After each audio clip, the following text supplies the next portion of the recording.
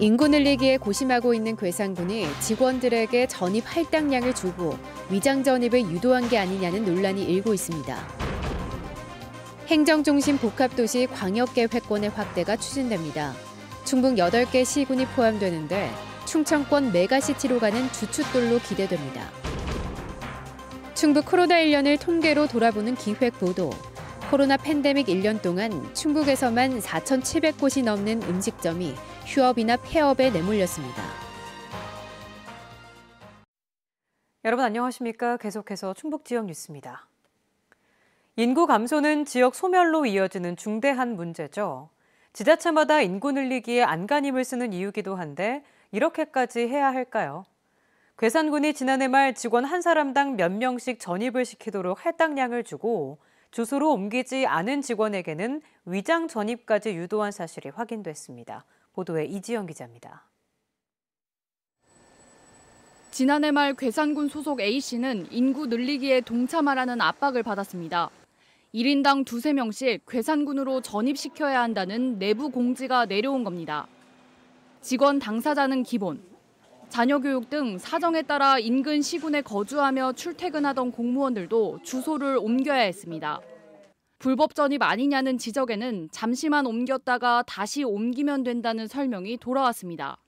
얘기할 때 연말 인구가 카운트되는 거니까 옮겼다가 이제 연초에 다시 본인 원래 집 주소지로 갔다가 다시 또 연말에 옮기고 이렇게 하라.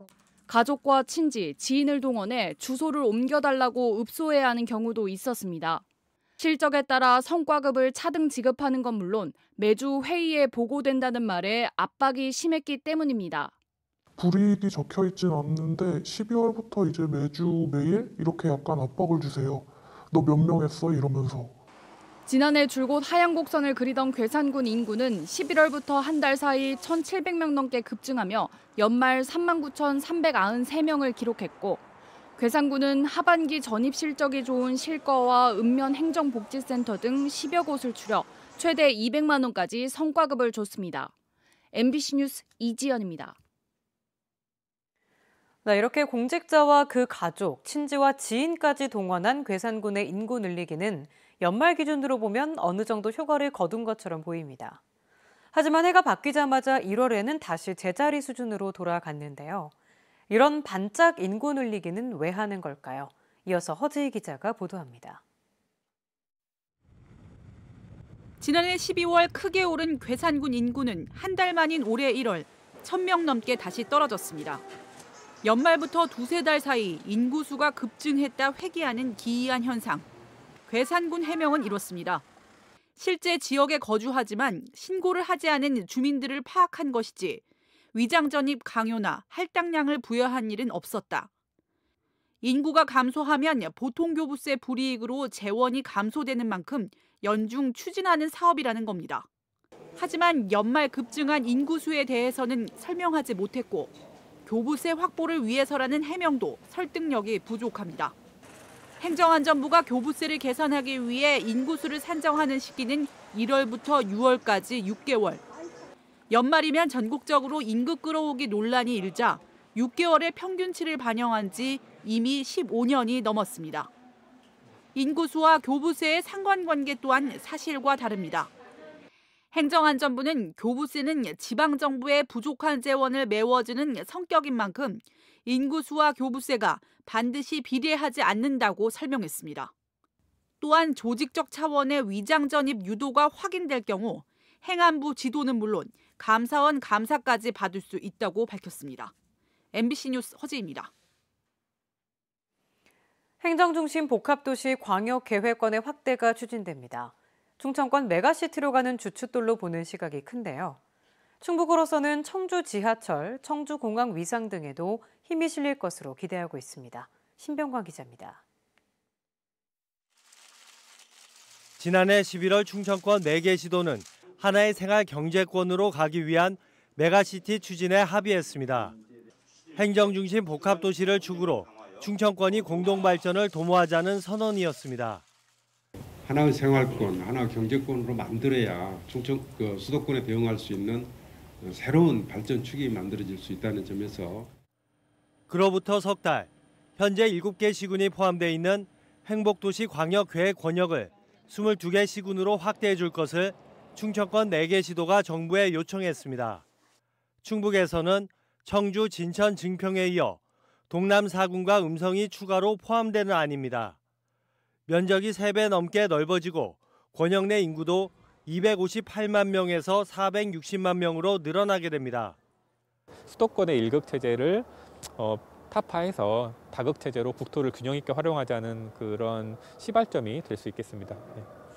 충청북도는 권역 내 이동이 무엇보다 중요하다며 청주 지하철이 포함된 광역철도 등 교통망 확충을 기대하고 있습니다. 또 권역 내 인구가 늘어나는 만큼 청주 공항의 위상에도 변화가 예상됩니다.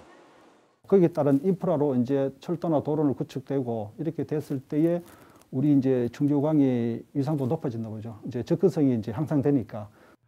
다만 충북에서 충주, 제천, 단양, 북부권 3개 시군만 빠지는 구도가 돼 고민으로 남게 됩니다. 행복도시 건설청은 상반기 중 변경을 완료하고 연말까지 광역도시 계획을 수립할 예정입니다. 수도권 편중에 맞서기 위해 전국적으로 초광역협력체 논의가 활발한 가운데 충청권이 행복도시 광역계획 권역 확대를 주축돌로 메가시티를 향한 첫걸음을 내디뎠습니다. MBC 뉴스 신병관입니다. 옥천 태양광 발전 쪼개기 허가 논란을 계기로 제도 개선을 모색하는 토론회가 시민단체 주관으로 열립니다. 충북참여연대는 농촌 난개발을 일으킨 태양광 발전 정책을 공론화하기 위해 내일 도의회에서 토론회를 열어 피해 현황과 제도 개선 방안을 공개 논의하기로 했습니다. 주민 집단 반발에 부딪힌 옥천 안남면 태양광 발전 허가는 오는 26일 충청북도 행정심판위원회 재심을 앞두고 있습니다. 괴산의 첫 군립 도서관이 건립됩니다. 괴산군은 100억 원을 들여 괴산읍 미니 복합타운에 지상 3층 규모 도서관을 8월에 착공해 2023년 7월 완공할 계획입니다.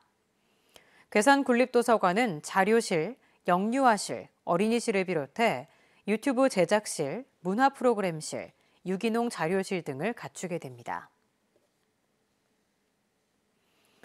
충북 코로나 1년을 통계로 돌아보는 기획보도 마지막 순서는 큰 타격을 입고 쓰러진 자영업자들의 이야기입니다. 코로나 팬데믹 1년 동안 장사를 접거나 한 달 이상 쉰 적 있는 도내 음식점만 4,700여 곳에 달하는 것으로 집계됐습니다. 정재영 기자입니다. 이 속에 있는 뭐가 그냥 빠져나가는 거, 그런 아픔 있잖아요.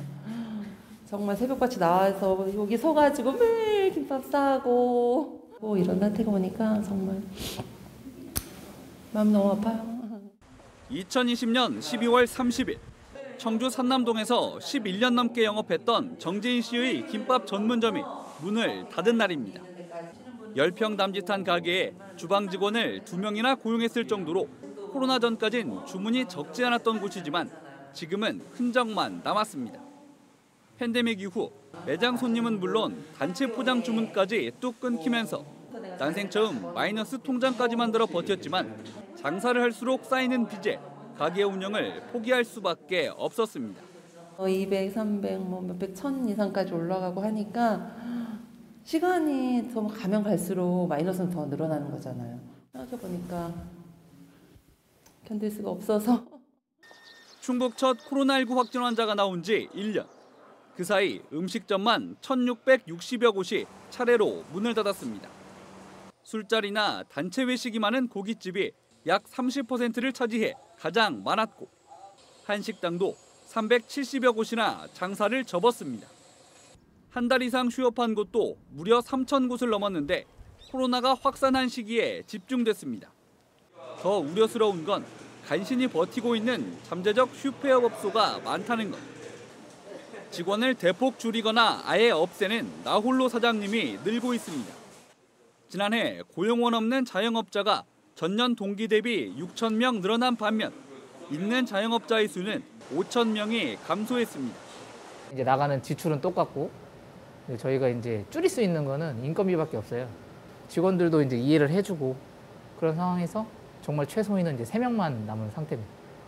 임대 기간이 남아 있어 새로운 임차인을 찾을 때까지 울며 겨자 먹기로 영업 중인 곳도 많다는 게 업계의 설명. 이자를 밀린 적 있다면 폐업과 동시에 소상공인 대출을 한꺼번에 갚아야 해 무늬만 영업 중인 곳 역시 적지 않다고 말합니다. 폐업과 상관없이 이자율을 연 1%대로 낮추고 대출 기한도 유지해 줄 것을 요구하는 이유입니다. 0.9에서 1% 사이로 해서 정말 우리가 그 사업자 대출을 받은 기간만큼은 내가 사업자 폐업을 냈어요. 그럼 신용대출을 전환이 돼서 갚아 나갈 수 있도록 제도화를 좀. 코로나 1년 동안 다른 사람에게 정든 가게를 넘긴 명의 변경 음식점도 2,999곳에 달했습니다. 반면 감염병 대유행 속에도 2,400여 곳은 새로 문을 열었습니다. MBC 뉴스 정지영입니다.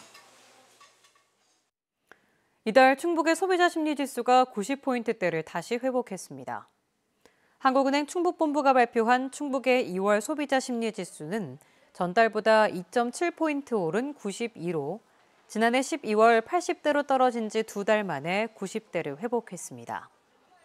소비자 심리지수는 향후 경제 상황을 바라보는 소비자 심리를 수치화한 것으로 낙관과 비관의 기준치는 100포인트입니다. 도내 곳곳에서 화재가 잇따랐습니다. 오늘 낮 1시 20분 진천군 덕산읍의 한 산업단지 내 우레탄 제품 제조업체에서 불이 나 공장 170제곱미터가 탔고 9천만 원의 재산 피해가 발생했습니다. 오전엔 청주 우암산 터널 인근 공사 현장에서 발전기 화재로 주차된 2.5톤 화물차에 불이 옮겨 붙었고 오송역 인근 도로를 달리던 승용차에서도 엔진 문제로 추정되는 불이 나 전소됐습니다. 사찰 운영권 문제로 신도를 폭행한 승려들에게 벌금형이 선고됐습니다. 청주지법 형사 3단도 고춘순 판사는 지난 2018년 청주의 한 사찰에서 관리 운영권을 두고 신도들을 폭행한 승려 5명에게 벌금 300만 원에서 500만 원을 선고했습니다. 고 판사는 분쟁 해결 절차 없이 집단 폭력을 가한 점이 정당하다고 볼 수 없다며 양형 이유를 밝혔습니다. 충북 주요 대학들의 비대면 학사 일정이 올해 새학기에도 이어집니다. 충북보건과학대는 오늘 온라인 비대면 입학식을 통해 2021학년도 학사 일정을 개시하고 현행 거리두기 1.5단계를 준수하기 위해 학과 특성에 따라 전체 70% 정도를 비대면 강의로 진행할 예정입니다. 충북지역 뉴스였습니다. 고맙습니다.